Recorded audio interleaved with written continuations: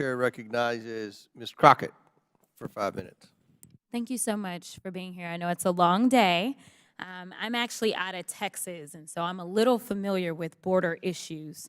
But I first want to begin by making it clear that Democrat or Republican, I think that we all can agree that there is an issue in this country as it relates to drugs, period. And I also want to be clear for anyone that may not know, but all drugs come across all borders, to be perfectly honest. It's not just fentanyl, and that has been an issue for quite some time.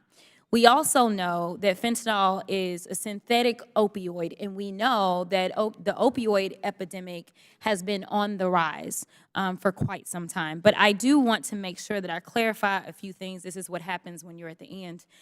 You've got to clarify a few things. So number one, it's my understanding that the number for 2019 was 900,000 instead of the claim that the numbers somehow were on the rise, seemingly insinuating once President Biden was in office. But that 900,000 number that was crossing in 2019 was double what we had seen in the past decade.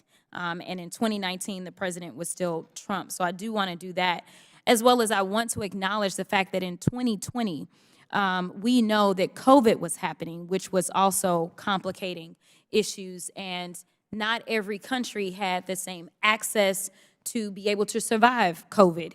We know that the United States was actually leading the world as it relates to trying to survive this once-in-a-lifetime pandemic, and the rest of the world was following us. So for some people, it legitimately was life or death, and honestly, it typically is a life or death issue. I also want to ask you one quick question about the cartels. As someone who has had to deal with cartels in courtrooms before, we know that they are quite powerful. We know that they are also problematic.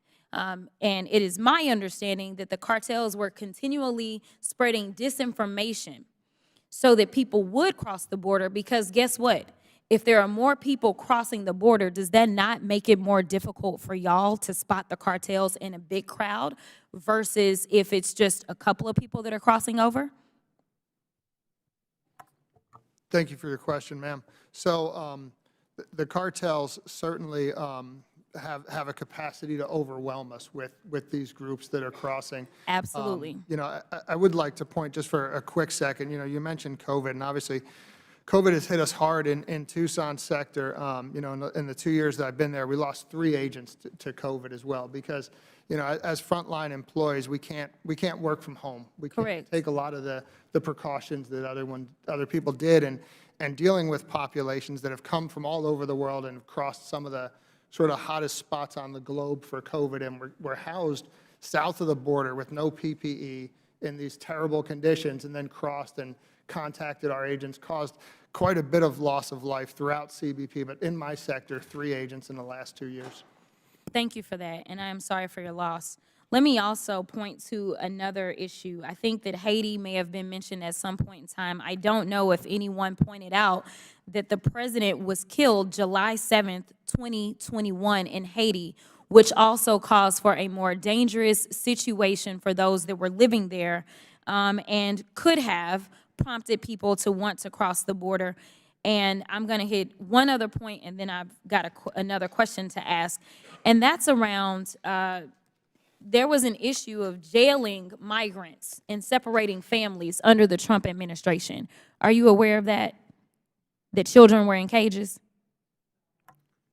Ma'am, thanks again for the question. One thing I can tell you about separation, it's come up here a few times. But let me just be real clear. Are you aware that there were people in cages, including children? No, ma'am. Okay.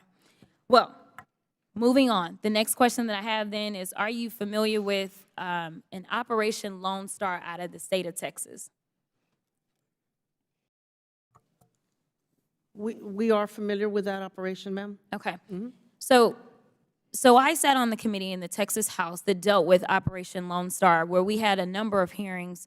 Are you aware that the purpose was to make sure that we could go after those that were trafficking drugs, go after the cartel, those that were trafficking people, and make sure that we were keeping the border safe.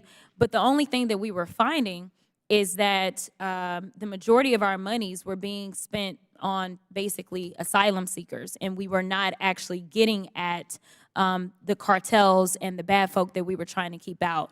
I want to say close to 90% of the people that were being incarcerated for simple trespass, and they were just trying to seek asylum. Are you aware of that? I am not aware of that. Okay.